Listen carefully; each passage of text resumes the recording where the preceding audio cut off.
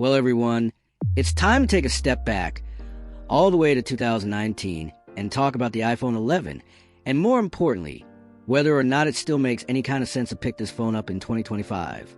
Now, I know it's kind of wild that we're even talking about a phone that's basically 6 years old at this point, and for a lot of people, it's probably easy to just write it off completely. I mean, there are newer phones, flashier phones, better cameras, better screens. We get it. But the iPhone 11, I think there's still a few things going for it. And also a few reasons why, yeah, maybe it's time to move on.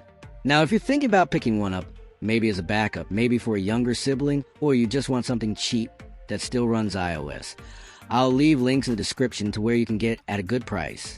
It helps support the channel too. So win-win. Okay, so first off, let's talk about the outside.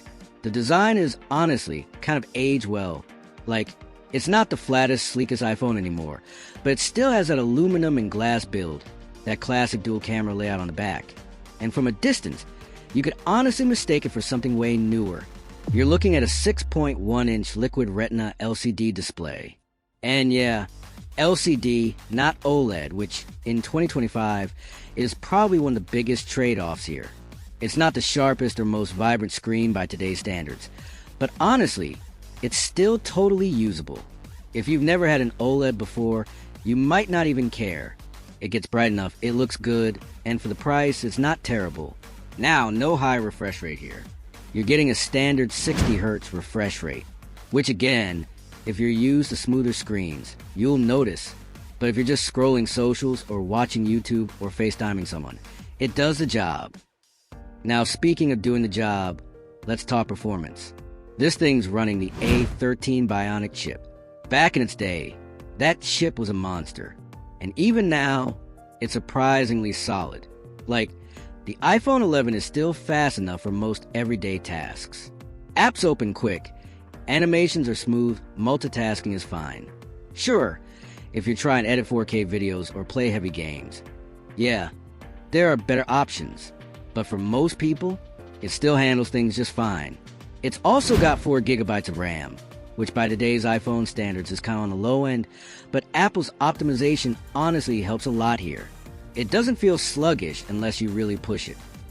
The camera is where things get a little more interesting. You got a 12MP main sensor and a 12MP ultra wide. And honestly, it's not bad. Like, photos still look good. You're not getting night mode on the ultra wide. And the low light performance is nowhere near what newer iPhones can do. But for daytime shots, casual snaps, even some decent video, this thing still holds up. And yes, it can still shoot 4K at 60 frames per second. So for video, especially in good lighting, the iPhone 11 still punches way above its price. Now, of course, you're missing out on newer features like cinematic mode, ProRAW, the fancy zoom lenses, all that stuff. But again, we're talking about a budget pick here, not something for mobile filmmakers. Battery life? Not bad. You're working with a 3,110 mAh battery. That sounds small compared to modern Android phones. But again, Apple's efficiency saves the day. You can still get a full day out of this phone with light to moderate use. Heavy users might need a top up in the evening, but that's kind of expected with older batteries anyway. You do get wireless charging, but no MagSafe here. That was introduced with the iPhone 12. No 5G either. This is a 4G only phone, which, depending on where you live, might not matter at all. But if 5G is important to you, yeah, this ain't it. And now, probably the most important part, software. Right now in 2025, the iPhone 11 is still running iOS 18, and it's likely to get at least iOS 19. After that, not a guarantee. Apple's been good with updates, but this phone is nearing the end of the line. So you might only get another year or two of major updates. After that, it'll still work, but slowly. Features will stop showing up, and security updates will eventually stop too. So, is the iPhone 11 still worth it? Well, I'll put it this way. If you can get this phone for under $250, and you're okay with the older screen, no 5G, and no MagSafe, then yeah, it's still a solid phone. Great for casual users, great for kids, great as a backup. It's still fast, it takes good photos, and it runs the latest iOS. But if you're planning to hold on to it long term, or you want more future-proof features, I'd look elsewhere. Something like an iPhone 13, or even a refurbished iPhone 12 might be a smarter long-term buy. Anyway, that kind of wraps it up for the iPhone 11 here in 2025. Let me know what you think. Would you still buy it?